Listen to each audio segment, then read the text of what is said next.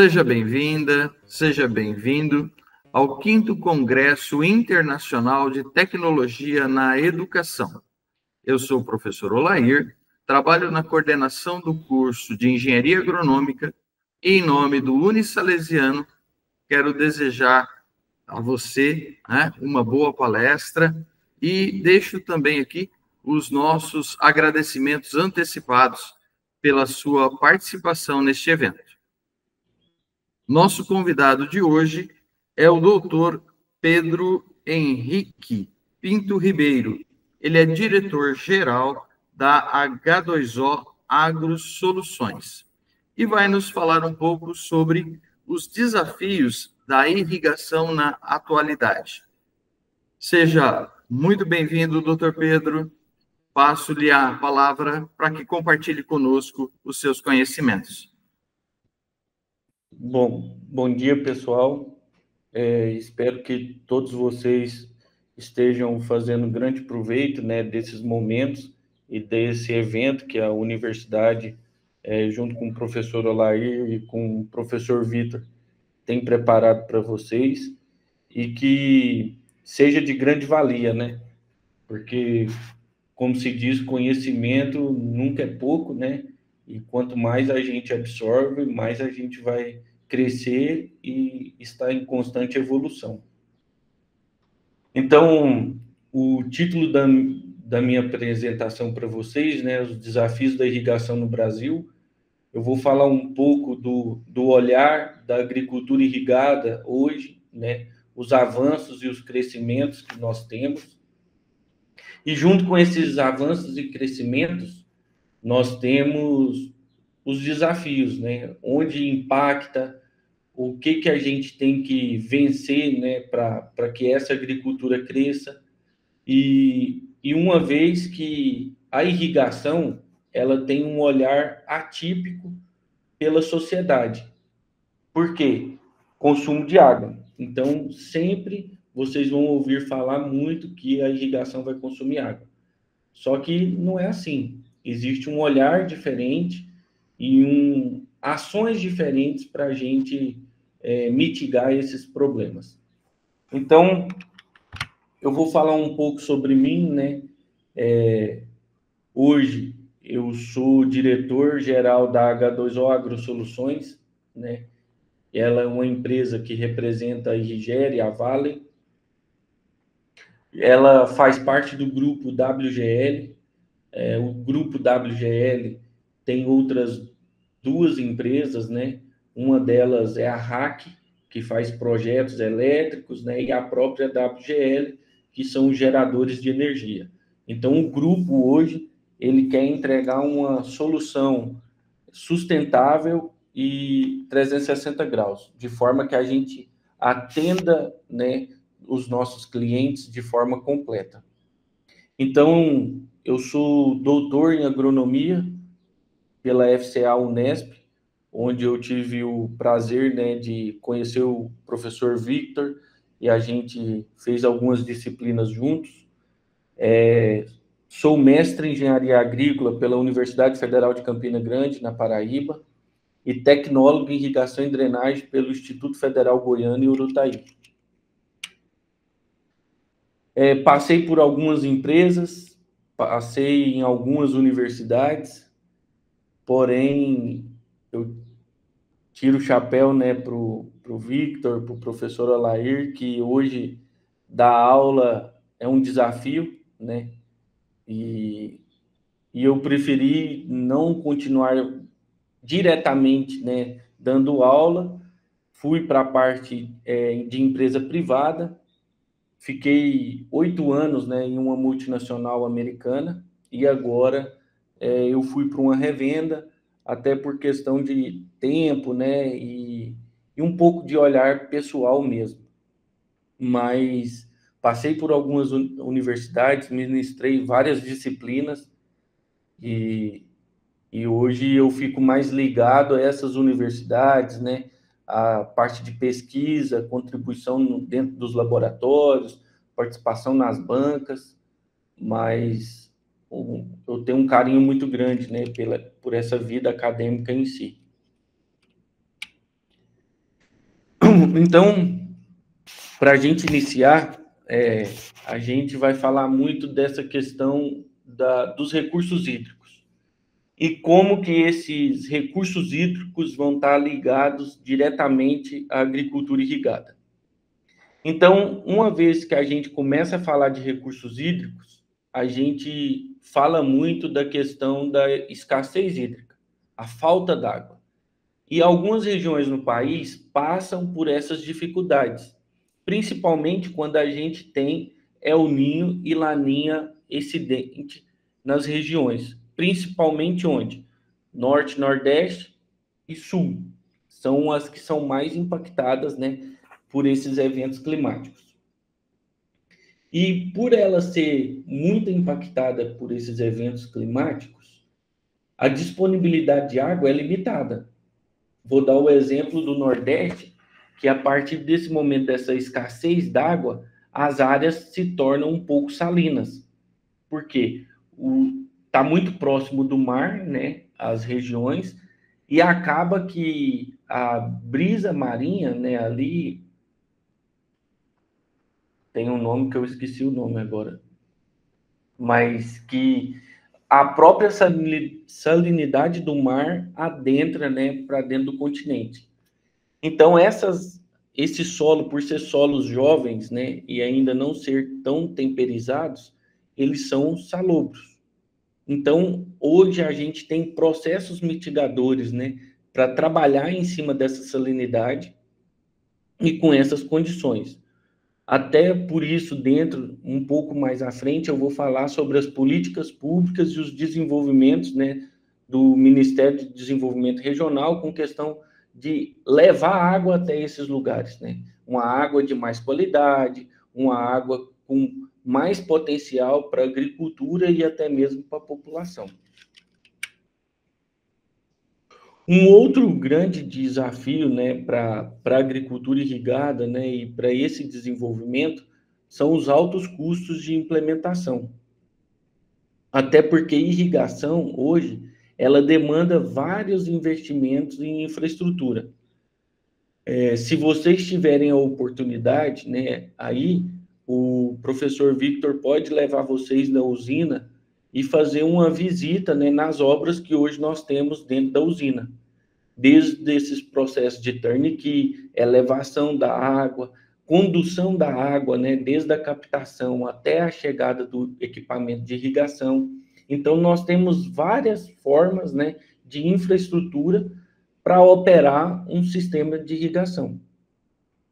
E esse custo, né, ele passa a ser uma barreira para os pequenos e médios produtores. Então, se a gente olhar hoje, né, o estado de São Paulo, o estado do Paraná, o próprio governo vem desenvolvendo campanhas de investimento, né, de recursos governamentais para esses pequenos e médios produtores. Então, pequenos e médios produtores que têm projetos até 200, 300 mil, ele pode usar esse recurso, que esse recurso está pronto lá para ele fazer os investimentos. Só que muitas das vezes esse 200, 300 mil é limitante dentro de um projeto de irrigação.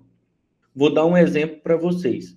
Hoje, uma obra turnkey, dependendo do que se for feito, né, de reservatório, condução, bombeamento, energia elétrica, só a parte turnkey é quase o mesmo tanto do equipamento de irrigação, em média.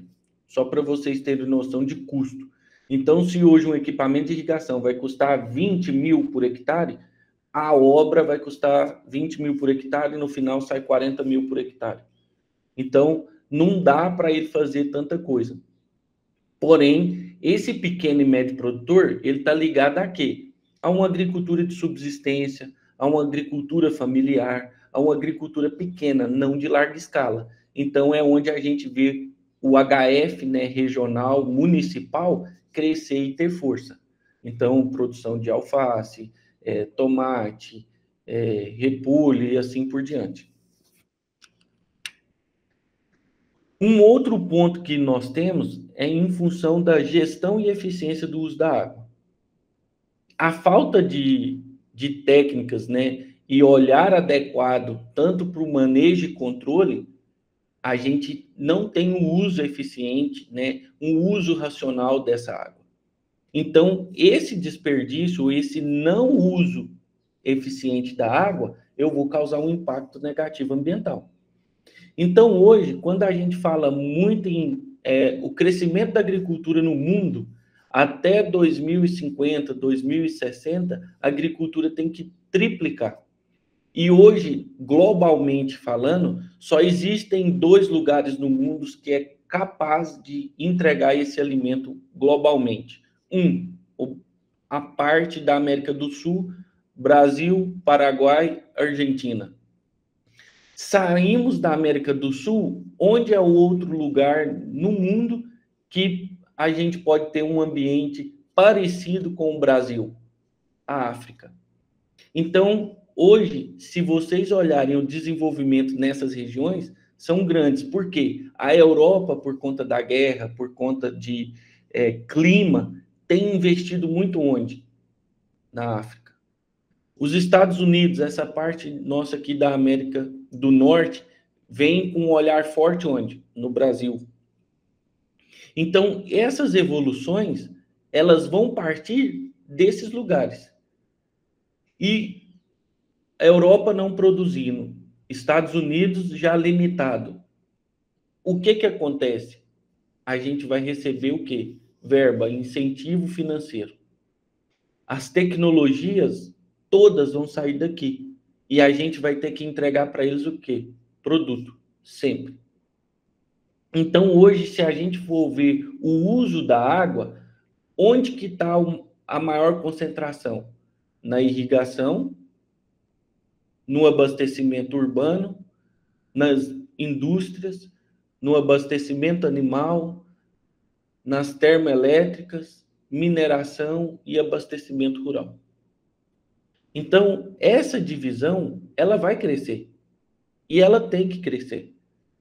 E quando a gente fala em manejo, em controle, né, do uso racional da água, hoje nós temos várias empresas, né, dentro da Valmont hoje. Nós temos o Valley Scheduling, que nos auxilia nessa tomada de decisão e em fazer esse manejo e esse controle consultivo do uso da água. Como que nós fazemos isso? A gente avalia o clima, avalia a fase fenológica da planta, avalia o solo, e a gente faz um equilíbrio junto com o quê? Previsão futura e histórico. Sempre a gente vai estudar aí, em média, 30 anos de histórico para fazer as previsões. Então, nós vamos sabendo o que pode acontecer, o que não, quais são os eventos mais impactantes, né, dentro daquela safra, dentro daquela entre-safra, na região de vocês, né, que tem muita cana, o que vai mais impactar a cana. Então, tudo isso é levado em consideração. Chuva, temperatura, radiação solar e assim por diante. E junto com esse descontrole, né, esse não uso eficiente, o que a gente faz? A gente tem uma degradação no solo. Por quê? A partir do momento que a gente não faz irrigações certas, a gente causa impactos. E esses impactos vêm de várias formas. Um deles é o quê? A salinização do solo, águas de baixa qualidade. Na região de vocês, um grande problema são águas ferruginosas. Dependendo, a gente tem que fazer um tratamento antes, porque a gente tem que precipitar o ferro da água. Então, é um ferro mais iônico, né? Mais 3, vamos passar ele para mais 2. Então, como que a gente faz isso? Oxigenando a água. Então, a gente tem alguns problemas que a irrigação pode trazer se ela não é feita de forma correta. E junto com esse impacto da água ferruginosa, o que saliniza o solo mais na região de São Paulo? Fertirrigações de forma errada. Então, já tive visitando aí a região e principalmente em Avaré, tem muitas áreas de irrigação que estão salinizadas, né, ali em Olambra 2, que estão salinizadas por conta de adubações, principalmente o quê? Altos teores de potássio. O que mais vai impactar essas regiões são os altos teores de potássio. Então, a gente tem que tomar muito cuidado, né? A partir do momento que a gente olha a irrigação e olha as áreas irrigadas. Porque a irrigação, ela está diretamente ligada em todas as fases da agronomia. Para a gente trabalhar o solo, a gente precisa de uma umidade de trabalho ideal. Para a gente colher o solo, tem que estar numa umidade ideal e não ter chuva. Então, essa irrigação, ela pode impactar todo o processo e mudar totalmente o cenário. Junto com isso, a gente olha muito a questão da sustentabilidade ambiental. Esses impactos ambientais, né, como que a gente pode diminuir, né, e impactar os corpos d'água nessas alterações de ecossistema?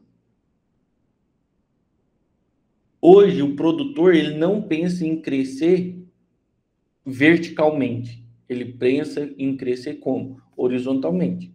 Então, eu tenho que crescer muito, mas eu cresço horizontal. Eu não penso em crescer vertical.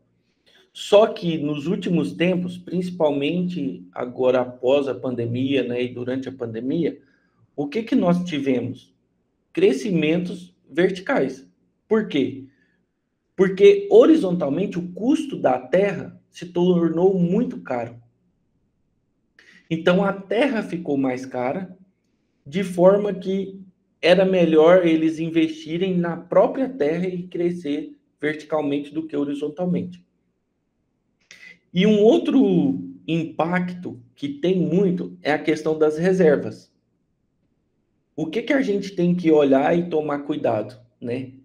A chuva que acontece aqui na minha região, um exemplo, que hoje eu estou em Goiás, não vai ser a chuva que chove aí em Lins. Só para vocês terem uma noção. A própria chuva, a própria água, né, os corpos d'água, são micro-regionais. O que eu posso mostrar para vocês como exemplo? Pensa nesse pivô da imagem. É um pivô grande. Às vezes, nessa parte da direita, chove 30 milímetros. E na parte da esquerda, chove 10. Então, hoje, quando eu falo muito, né, nas minhas consultorias, né, com os meus clientes, o que eu levo em consideração? Vamos preservar as APPs, vamos preservar as nascentes, vamos preservar as matas ciliares, vamos preservar as reservas. E essa reserva tem que ser aqui. Ela não tem que ser lá no Pará, ela não tem que ser lá no Rio Grande do Sul, ela não tem que ser nesses lugares. A reserva tem que ser aqui. A gente tem que ter consciência ambiental correta. Então, hoje, o MDR tem projetos de polos de irrigação no Brasil. Começou com o primeiro em Santa Maria, depois fez outro em Cristalina, Goiás, está fazendo outra em Jussara, no Vale do Araguaia, vai fazer um agora no Mato Grosso, eu acredito que em Olambra fará um, e vai para o Nordeste, por conta do melão, né, ali no Ceará. Mas serão vários polos de desenvolvimento, onde esses polos de desenvolvimento do MDR vão fazer estudos e análise desde toda a parte de vegetação regional, né, da bacia, até o quanto pode produzir de água.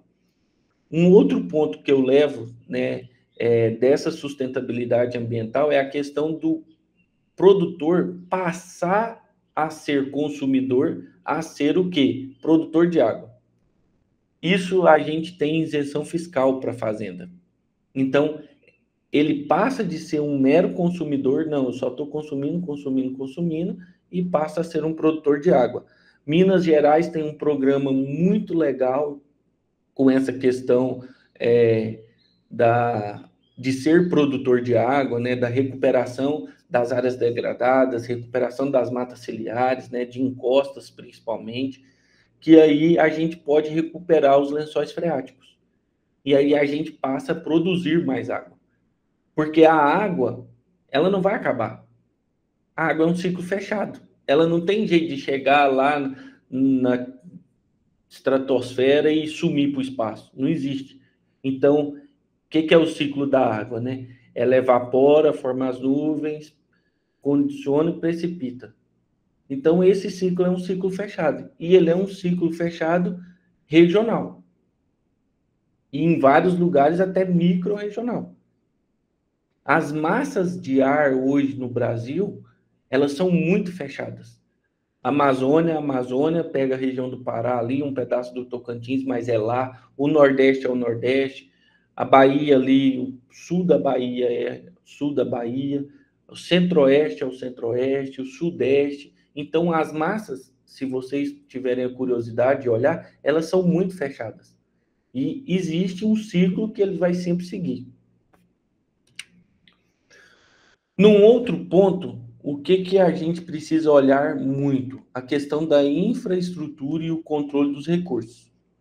Hoje, alguns programas no Brasil têm se feito muito controle de outorga digitalmente, né? O Triângulo Mineiro faz, Paracatu e Unai, que hoje é o maior parque de máquinas de irrigação da América Latina, faz, tanto que as outorgas lá estão paradas, vão ficar paradas por 2 anos. A região de Cristalina e o PADEF é a maior área irrigada da América Latina. Hoje está passando por um processo de evolução para que esse controle seja diretamente ligado ao governo. E hoje na ANA, que são rios federais, né, mananciais federais, o controle já é simultâneo em telemetria ligado direto. Então, essa informação sai do campo, o pivô ligou, a irrigação do gotejo ligou, funcionou, o governo já está sabendo, a ANA já está sabendo. Então, essa infraestrutura vem se desenvolvendo, porém, falta mão de obra, falta braço. E, às vezes, fiscalizar isso, uma só pessoa não vai conseguir numa área que é extremamente grande. Então, a maior dificuldade que a gente encontra hoje é o quê? Pessoas. Então, nós precisamos ter pessoas capacitadas de forma que a gente consiga atender, né, e fazer com que esses investimentos, né, essa infraestrutura que tem sido criada seja funcional e não só se torne um elefante branco. Então, a partir desse momento, né, a gente tem infraestrutura adequada para armazenamento. Hoje nós fazemos muito tanque-pulmão. A gente tem os períodos de captação da água e depois a gente pode ir armazenando. Uma vez também que esse tanque-pulmão vai nos auxiliar na questão até mesmo de armazenamento da água da chuva. E um outro ponto é a questão da distribuição, né? Ou para a indústria, ou para a parte urbana, ou para os próprios distritos, né, rurais, indústria. Então, a gente precisa desse monitoramento, né, e que ele seja feito de forma eficiente. Então, o que eu disse muito para vocês é a questão das políticas públicas, né, desses incentivos.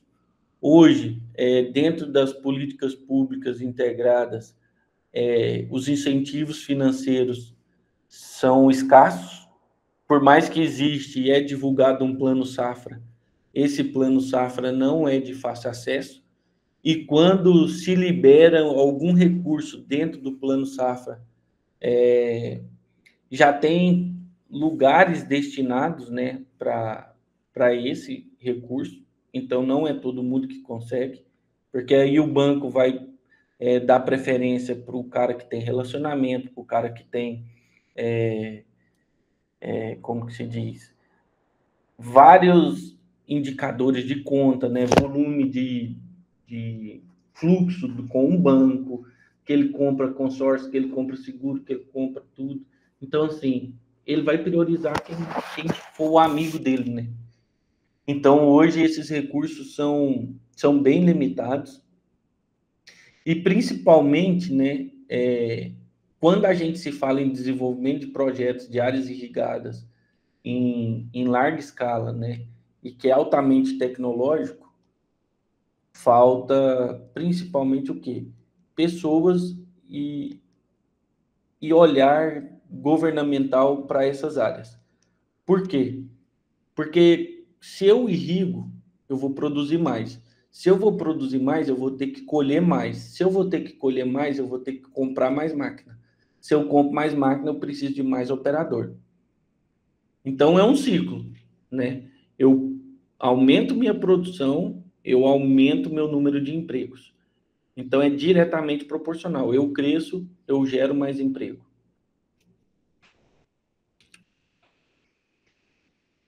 E junto com esse ciclo, né, e essa disponibilidade em si, a gente gera o quê? Conflito. E esse conflito do uso da água, ele está entre os setores e, junto com isso, restringe o acesso, né, necessário para a irrigação. A irrigação não vai ter acesso a tudo. Porque quando a gente entra em, em momento de risco, né, por conta da escassez d'água, qual que é o primeiro que corta? Agricultura. Por quê? Eu tenho que ter dessedentação humana, eu tenho que atender a população, depois animal, eu tenho que ofertar água para os animais, depois vem a indústria e assim por diante, o último, irrigação. E em alguns momentos, a Sabesp em São Paulo, ela lacra bombas.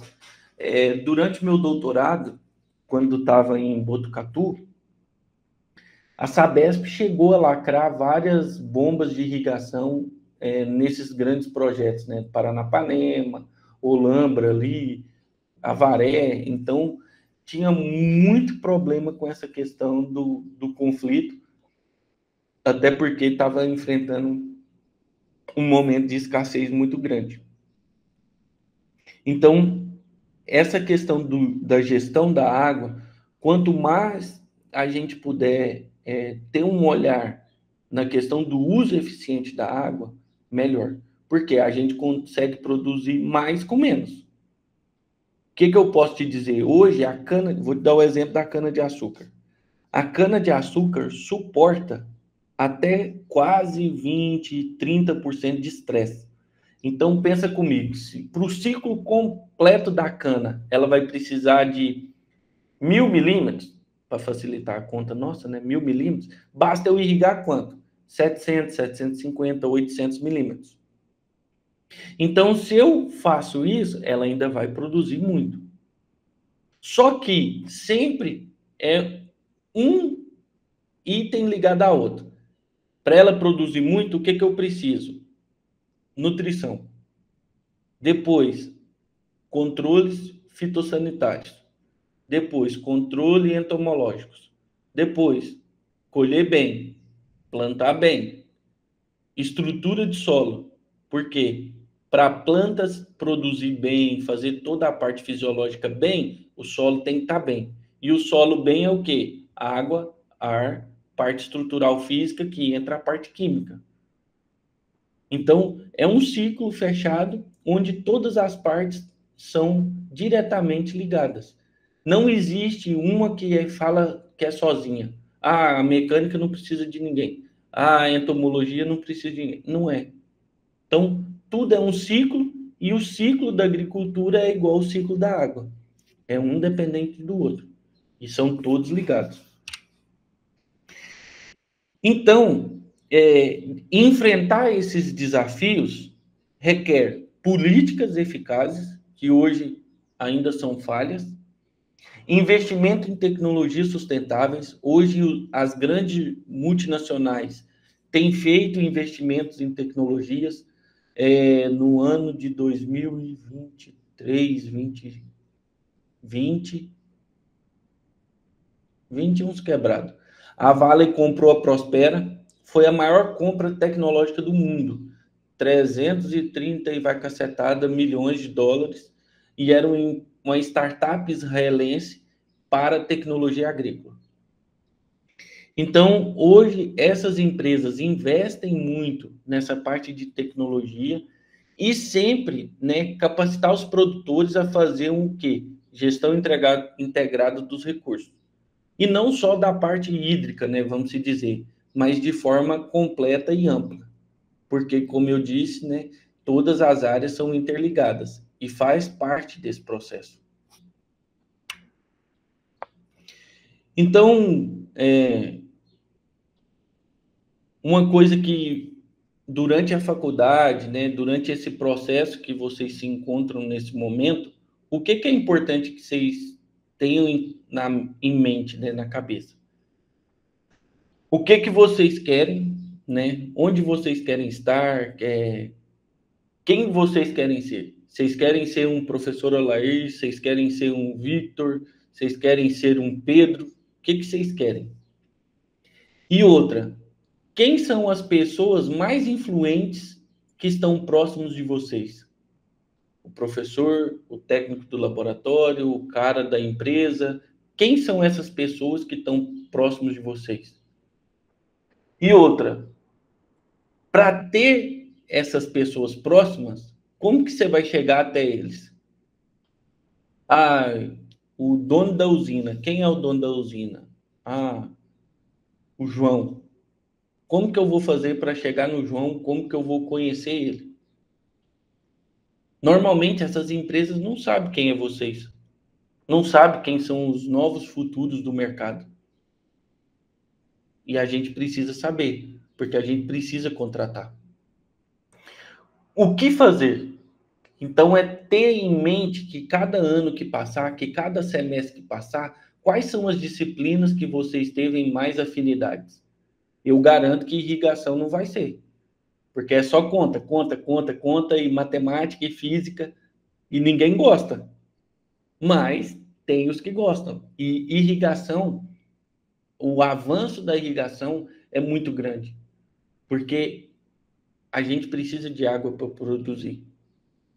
E hoje nós temos grandes polos de abertura, né? As fronteiras agrícolas que vêm crescendo, Piauí, Maranhão, Bahia. Até 2030, eu falo para vocês que a Bahia vai ser a maior área irrigada da América Latina. Vai passar para a DEF, vai passar tudo, porque os investimentos lá são muito grandes. O governo da Bahia tem olhado muito, principalmente Luiz Eduardo Magalhães, Barreiras, Cocos, São Desidério, tudo ali para cima é muita irrigação. E aí, esse como vocês precisam entender e saber onde querem chegar. O universo da agronomia é muito grande, o universo da agronomia tem muita oportunidade. E a gente precisa o quê? Ter pessoas boas. E para ter essas pessoas boas, o que a gente precisa? Ter uma rede de network forte. Ter uma rede de network de pessoas boas. Então, quanto mais vocês conhecerem pessoas, quanto mais vocês estarem com essas pessoas e se mostrarem, se expor, melhor. E se expor, eu falo em expor dentro da disciplina, expor dentro do trabalho, expor na vida pessoal. A gente precisa de exposição. Senão, quem é você? Você vai ser só mais um que fez agronomia e está ali. Então, a gente precisa ser diferente. E dentro da irrigação, hoje o mercado de trabalho, a gente tem a parte de consultores, né? Tem a parte das fábricas, e a gente pode entrar dentro de projetos, vendas, rede de revendas, né? Hoje a Vale tem no país 98 pontos de vendas, né? E vai crescer mais. Ou também vocês podem estar ligados à parte de consultores, né? Que é projetos, parte comercial de serviço, né? De consultoria, sensores e assim por diante. Desenvolvimento, né? De produtos, tecnologia e a parte de assistência direta ao campo. Junto com isso, a gente tem um grande desafio também que impacta muito, que é o quê? Energia. Então, aí vem um pouco, né, do motivo de eu ter ficado 8 anos numa multinacional, que era a Vale, e hoje eu fui para uma revenda Vale. E dentro dessa revenda Vale, por que eu fiz isso? Porque eu via muito o que o campo sofria, principalmente porque as redes elétricas, a nossa energia não é de qualidade, e a gente precisava entregar para o produtor um pacote completo. Então, para ele que tem outorga e falta energia, a gente entrega energia, entrega tudo. Outorga nem tanto, porque outorga está diretamente ligada aos recursos ambientais físicos, que é o quê? Água. Então, isso, a água pode ser limitante, mas energia não. Então, como que a gente faz? Sistemas fotovoltaicos. A Vale comprou uma empresa fotovoltaica para atender seus clientes de forma completa. Então, hoje, sempre que a gente fala em pacotes turnkey, a gente entrega a solução de forma completa. Então, pessoal, um pouco do que eu tinha para compartilhar com vocês sobre esses desafios, sobre esses inputs da agricultura irrigada, sobre como que nós podemos crescer, né, e alavancar cada vez mais. Eu me coloco à disposição de todos vocês, né? Mais uma vez, eu quero agradecer à universidade, quero agradecer ao professor Olair, né, pela paciência e apoio, porque conciliar os horários foi muito difícil, né? A gente vem marcando, remarcando, marca, remarca e remarca de novo. Aí, antes da apresentação, nada estava dando certo, porque hoje tecnologia, para quem já tem os cabelos brancos, né, já é um pouco limitante. Então, quero agradecer a todos, né, principalmente a vocês, por estar participando, né, por prestigiar o que a universidade proporciona, e espero que todos, né, tenham gostado, e eu estou à disposição. Em breve eu vou estar com vocês aí na universidade. O professor Vitor já me convidou, né, para ir aí um dia à noite, e eu fico à disposição, tá bom? Muito obrigado a todos.